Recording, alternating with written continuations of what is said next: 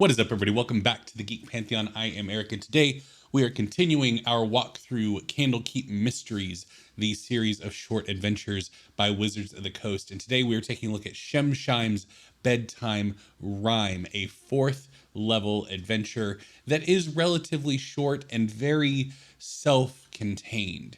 It's an adventure that takes place in a singular place, at least as designed, and it seems like it could be a lot of fun. It's very malleable for dungeon masters. Obviously, the adventure takes place in Candlekeep, and the Firefly Cellar is where it's written to take place. But the adventure is structured in such a way to where you could really put it anywhere.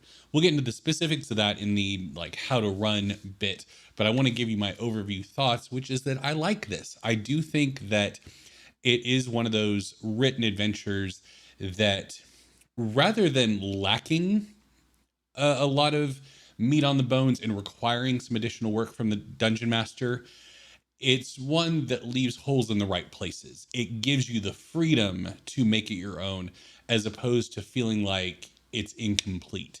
So I know that some adventures in Candlekeep Mysteries fall on the other end of that spectrum, where it feels like it's missing some things that you have to plug in order for the adventure to work well. This has everything needed for the adventure to run well, and you can run it straight out of the book. And I think it will be good, but it does have those holes that allow you to really make it your own and place it wherever you want. And that includes the tone of the adventure. This adventure, like I said, takes place in a single spot, and the whole inciting incident is that the party and a handful of NPCs are quarantined because they have this tune, this infectious tune stuck in their head. And you could play that any number of ways. It could be a zany, wacky bottle episode type adventure where your party is forced to be in close quarters for a relatively long duration of time, and they have to, while dealing with this infectious tune that they can't stop humming, they have to deal with some of the emotional baggage or recent goings on that have been happening in the larger campaign.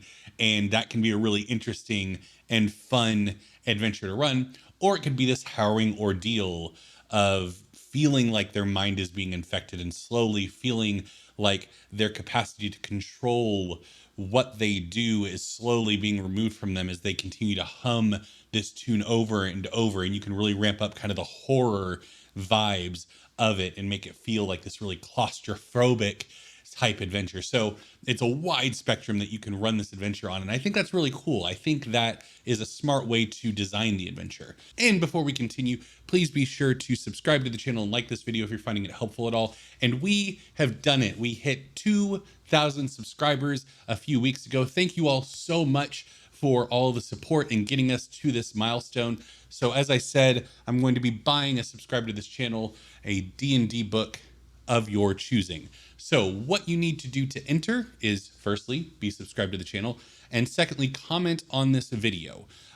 Basically, that's how I can pull a name out of the hat, so to speak. So comment on this video with what book you would want if you were to win. Comment down below, and then I can do the drawing, and we will reveal who won next week in that video. So be sure to comment down below with what book you're going to pick if you are the lucky winner selected, and I will announce that next week. Now, when it comes to actually running this adventure and using it in your home game, one thing that I really like about it that I referenced before is how malleable it is. And like I said, it takes place in Firefly Cellar underneath Candlekeep, but you could easily take this adventure and put it in a tavern alongside the road in the country, or in a specific spot in a city that your adventure is taking place in. You can put it anywhere and just change some of the set dressing.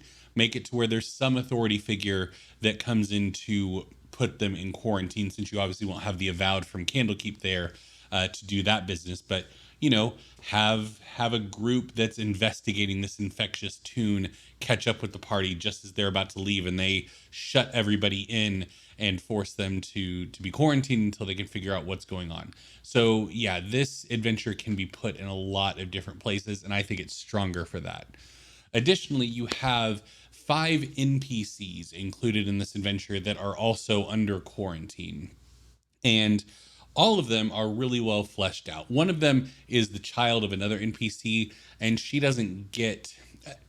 gets some interesting stuff going on, but it's actually in the adventure. And once you start reading through the various rooms, so when you look at her initial kind of NPC block of flaws, bonds, all that kind of stuff, it's going to seem lacking. Read further into the adventure to see the interesting bits of her character.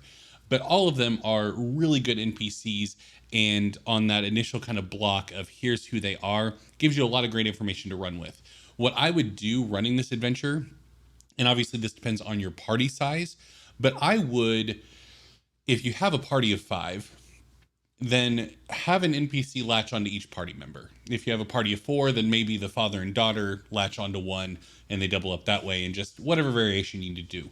But it makes it so much easier to role play conversations and make these NPCs really stick in players' minds if it's a one-on-one conversation, as opposed to the party talking to the NPC or the group of NPCs talking to the entire party and lots of cross chatter. If you can get that one-on-one conversation, that creates a much stronger connection in my experience as a DM and as a player than everybody kind of talking at the same time.